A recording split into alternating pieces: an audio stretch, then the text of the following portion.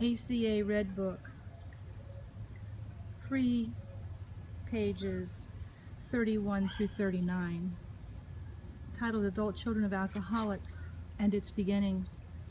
Adult Children of Alcoholics officially was founded in 1978 in New York. Tony A. is considered the primary founder along with members of an Alateen group. Alateen is a 12-step program for children of alcoholic parents, and Alateen is sponsored by Al-Anon.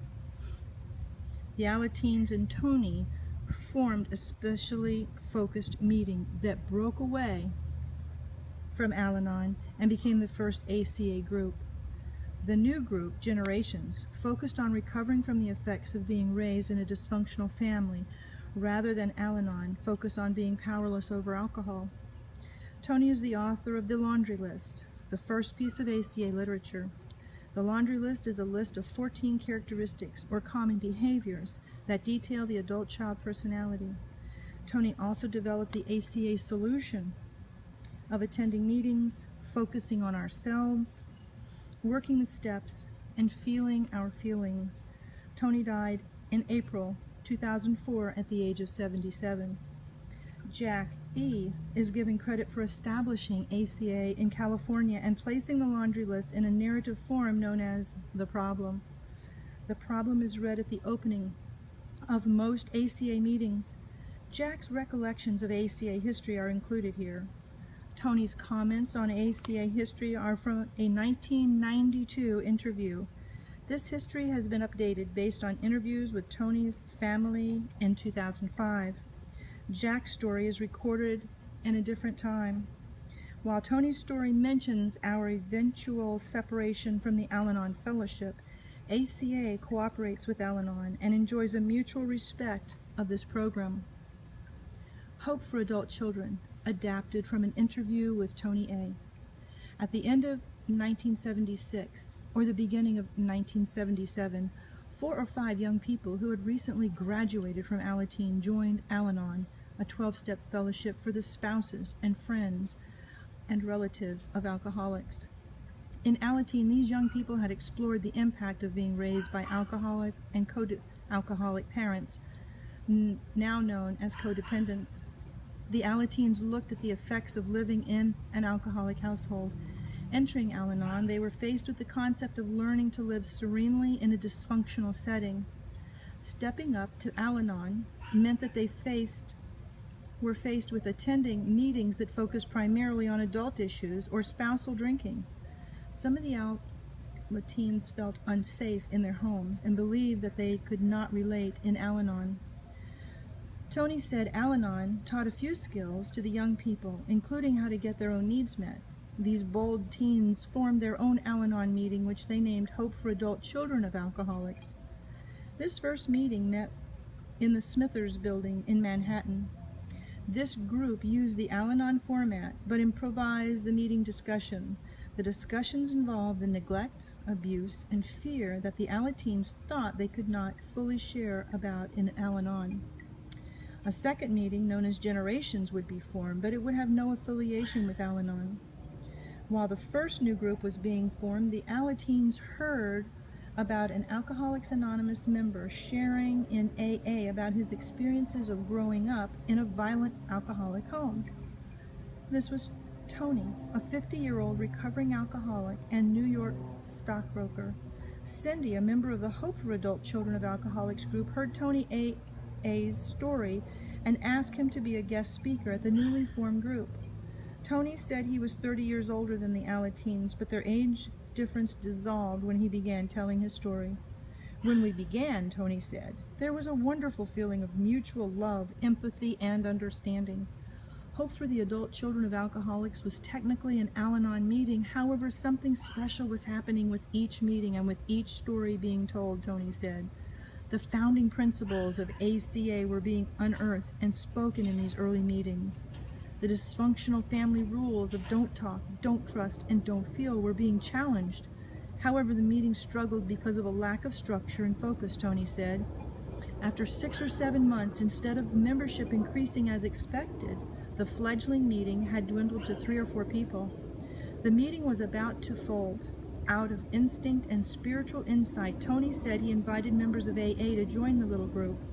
He reasoned that some of them, after all, had alcoholic parents of their own. He was right. 17 AA members showed up for the next meeting of Hope for Adult Children of Alcoholics. At the following meeting, there were 50 people, and the next there were more than 100 people, mostly from AA. The somewhat radical Al-Anon meeting was on its way with a lot of help from some good AA friends, yet the group still lacked consistent structure and clear distinction of its message. The laundry list, ACA's first piece of literature. A second meeting known as Generations was established, but it had no affiliation with Al-Anon. The group met at St. Jean Baptiste Church. Tony served as the chairman of the meeting, but he also attended the Hope for Adult Children of Alcoholics meeting during this period. ACA was still not officially established yet. Hope for Adult Children of Alcoholics was connected to Al-Anon, and the Independent Generations meetings still had no true focus other than the Alateens sharing raw emotions about their abuse and neglect. For about 6 months, the Generations meeting operated with no format. Tony recalled how the members of the group sternly encouraged him to formalize a format to address the somewhat chaotic group sharing.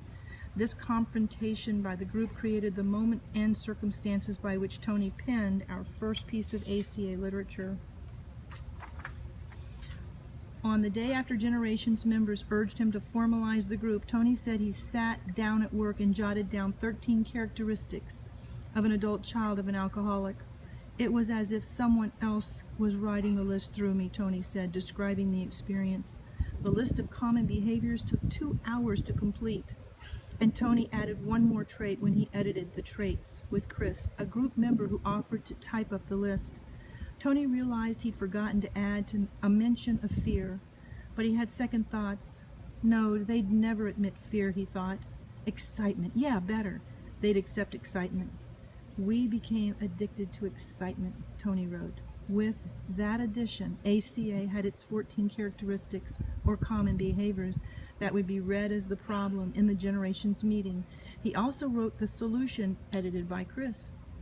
When Tony read the characteristics at the next meeting, one of the members, Barry, said, "Hey, that's my laundry list." Since then, the 14 common behaviors or traits have been known as the laundry list. Tony marks this as the official beginning of ACA or ACOA. In this early spring of '78, no one quite remembers the exact date of this moment, but the laundry list, or problem, and the solution would allow ACA to become a worldwide movement of adult children. At the conclusion of a Generations meeting in late '79 or early '80, 2 women from General Services of Al-Anon approached Tony. They invited the Generations group to join Al-Anon. To join the meeting had to discontinue reading or using the laundry list. The group unanimously agreed that it would not give up its laundry list. The decision marked the beginning of ACA's break with Al-Anon. Today there are 1,000 ACA meetings across the globe. Al-Anon meetings that have an adult-child focus are not associated with ACA or ACA World Service Organization. In 1979, Newsweek magazine published the ACA article about Dr. Claudia Black, Dr. Stephanie Brown, and Sharon Wegschindler, now Wegschindler-Cruz. The article was the first nationwide announcement that family alcoholism could and did cause lifelong patterns of dysfunctional behavior, even for those who never took a drink. The family systems concept of addiction and family dysfunction became more visible as well. Before that time, most addiction or mental health models focused on the individual addict,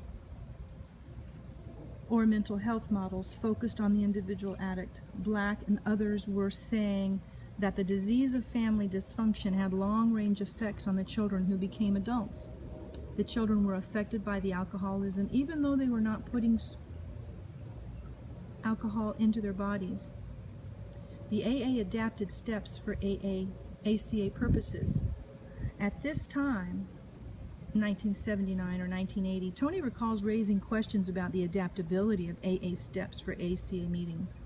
While Tony believed in the AA steps and their ability to sober up an alcoholic, he had reservations about the steps being a good fit for ACA. For one thing, the AA adapted steps directed the adult child away from looking at the family system of dysfunction. Tony believed this occurred in steps 4 and 5, the steps on self-inventory and the admission of wrongs. In these steps, the adult child is required to focus primarily on oneself and one's wrongs. The adult child is directed away from raising the question of the effects of being raised in a dysfunctional home. Tony believed that this served as a disconnect between an inventory of the adult child's behavior and the contribution that dysfunctional parents had in planting that behavior. Tony believed in adult children taking responsibility for their behavior and changing. However, he also believed in fairly distributing the cause of an adult child's destructive and antisocial behavior found in steps 4 and 5. Tony believed that the AA adapted steps created a gross vulnerability for adult children in steps 8 and 9. In these amends steps, Tony believed the adult child could be sent to an amends to violent or abusive parents, still in denial about the harm they had rained upon their adult children. Tony recalled the odd looks he received from AA members as he raised these questions. They were looking at me like I was a little crazy. Tony advocated for the departure from the AA steps. In 1979, with the help of Don D., Tony wrote his own variation of the 12 steps, which he believed more fitting for adult children and victims of abuse. These steps encouraged taking a blameless inventory of the parents and focusing on self-love. During the next 10 years, Tony refined these steps, publishing another version of the 12 steps in his 1991 book, The Laundry List. In the end, Tony's version of the 12 steps balanced taking a blameless inventory of the parents with a focused program on self-love and self-forgiveness. In 1984, the ACA Fellowship voted to become an autonomous 12 Steps and 12 Traditions Fellowship using the AA adapted steps. This was 7 years before Tony published his version of the steps. Some ACA groups use Tony's steps and his book, which is allowable under the suggested ACA literature policy. For the most part, the AA adapted steps have been accepted by the ACA Fellowship. ACA members in practice have modified them to allow the person to look at the family system beginning in step 1. This family history or inventory includes the behavior of the parents in addition to naming family roles, dysfunctional roles, and abuse. Meanwhile, counselors and informed sponsors are aware of the vulnerability an adult child faces when considering a possible amends to a sick or abusive parent or parents. Some parents are too dangerous or too sick to approach. In ACA today, the adult child looks at the patterns of family dysfunction and is encouraged to talk about all aspects of the childhood in ACA meetings and with a sponsor or informed counselor. At the same time, the AA adapted steps require the individual to inventory oneself to change destructive behavior. We take responsibility for our behavior, knowing that some of that behavior was handed off to us by our parents.